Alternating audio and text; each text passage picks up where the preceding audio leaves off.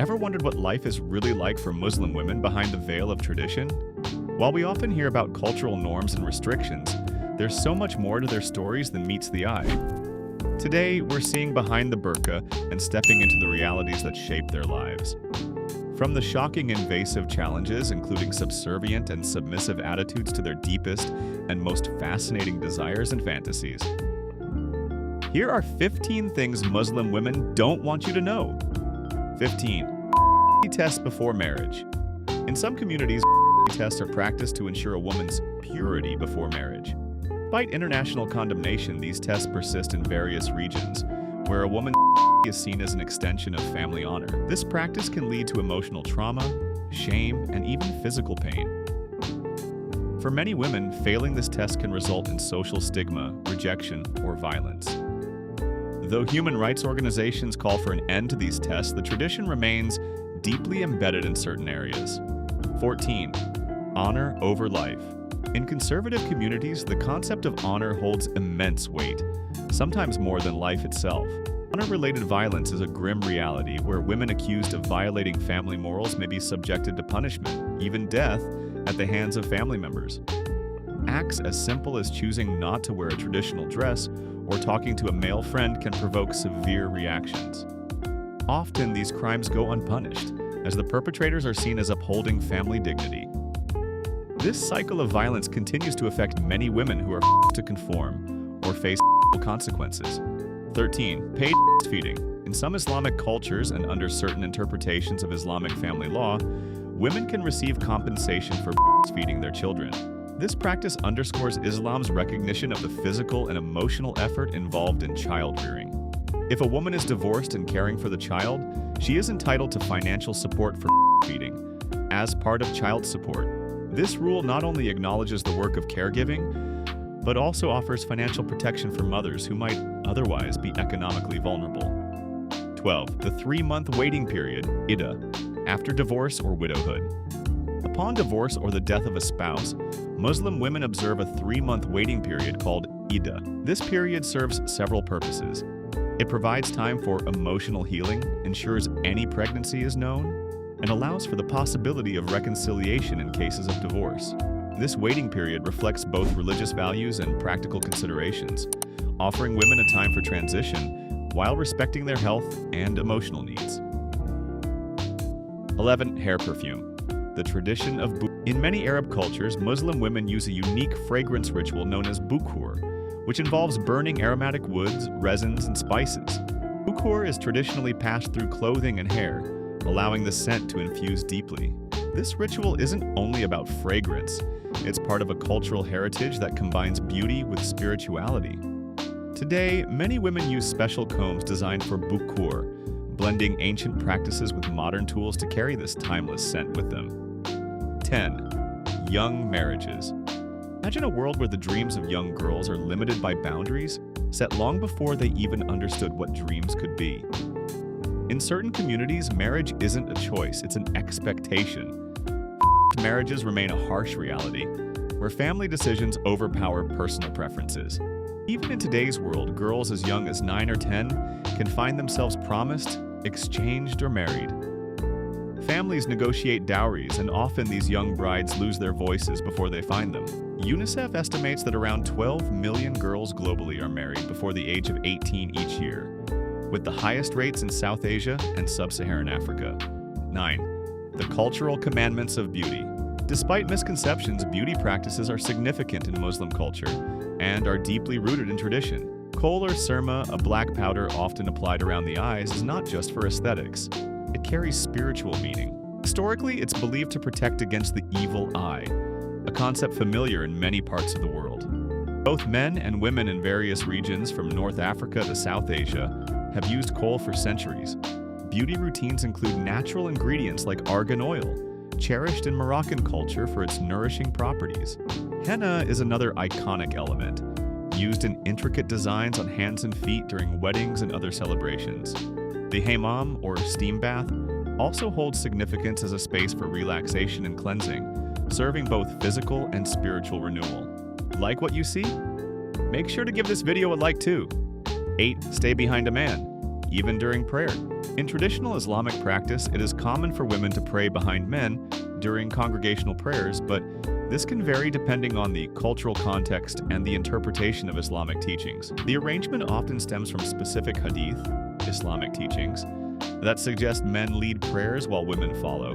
The positioning, where men pray in front and women pray behind, aims to maintain modesty and focus during prayer. In some traditional Muslim cultures, women may appear to stay behind men in certain social or family roles due to interpretations of Islamic teachings that emphasize men as protectors and providers.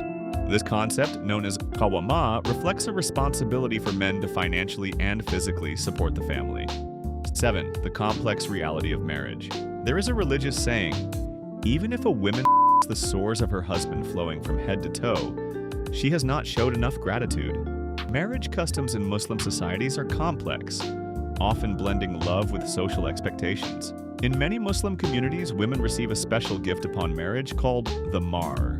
Unlike a dowry or bride price, mahr is a personal gift from the groom that belongs solely to the bride. This can be in the form of money, property, or even jewelry, but marriage laws can be restrictive as well.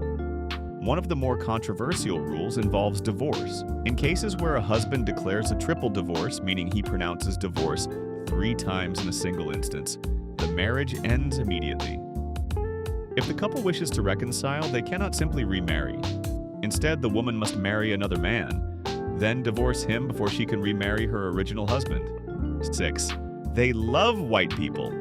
Though the perception that Muslim women are obsessed with fair skin is a generalization that doesn't apply universally. In some cultures, lighter skin has historically been associated with beauty, status, and privilege, which can influence preferences. This phenomenon is not unique to Muslim women and can be observed in various communities around the world. Societal norms can also play a significant role in shaping these perceptions. Actors and actresses and people on TV in general are almost always fair-skinned. The use of skin bleaching creams is indeed a significant issue in some cultures, including among some Muslim communities where lighter skin is often idealized. Muslim women may be attracted to white men for various reasons, including the appeal of cultural exchange, the influence of media portrayals, and positive personal experiences. To be honest, in multicultural societies, exposure to diverse backgrounds can foster attraction based on shared values rather than ethnicity alone. If you could ask a Muslim woman one question, what would it be? Sound off in the comments below. 5. Women's rights to education and work. Education is a powerful tool, but it's not easily accessible to all. In countries like Afghanistan, restrictions from extremist groups have made it difficult, if not impossible, for girls to pursue education. Taliban's return to power has intensified these limitations, shutting doors on education for countless young girls. Yet in other regions, the story is different. Iran and Saudi Arabia boast high female enrollment in universities, with women making up over half of university students in some areas. Despite these gains, women often face discrimination in fields like engineering, law, and technology. Organizations like the Malala Fund continue to work for educational opportunities, fighting to lift these restrictions. For those who defy the odds, education becomes not only a path to knowledge, but a powerful tool of resistance and self-empowerment. 4. Social media and digital expression. Social media is a place of expression for many, but not all enjoy the freedom to post freely. In several Muslim-majority countries, social media use is monitored closely. Family members, particularly male relatives, often supervise women's online activities, watching for content that might seem unacceptable or disobedient. Some women navigate these restrictions by using anonymous accounts or practicing self-censorship to avoid conflict. For many, digital privacy remains a luxury, and the boundaries between personal freedom and community standards are constantly being negotiated. 3. Dress codes and modesty. The dress code for Muslim women is one of the most visible symbols of modesty and faith. Choices vary widely, from the hijab, which covers the hair, to the niqab and burqa, which conceal more of the body. These styles aren't just about modesty. They're a powerful expression of identity and sometimes resistance. In certain regions, not following these dress codes can have severe consequences. Reports from Afghanistan and Pakistan tell of women being attacked for not dressing according to local norm. In Saudi Arabia, religious police have imposed harsh penalties for violations. But even with these pressures, more women today are choosing how they express their faith and identity embracing a personal interpretation of modesty. 2. Roles in religious leadership. In spiritual settings, roles for women are often limited. Traditional interpretations of Islamic law reserve positions like imams, preachers, and religious judges for men. Women typically pray in separate areas, and educational opportunities in religious studies are often restricted. However, a wave of change is emerging. In Western Muslim communities, some women are taking on roles as religious leaders, leading prayer in women-only congregations or even in mixed spaces. These leaders often face resistance, yet they continue to redefine gender roles within religious contexts, advocating for a place at the table. 1. For reproduction.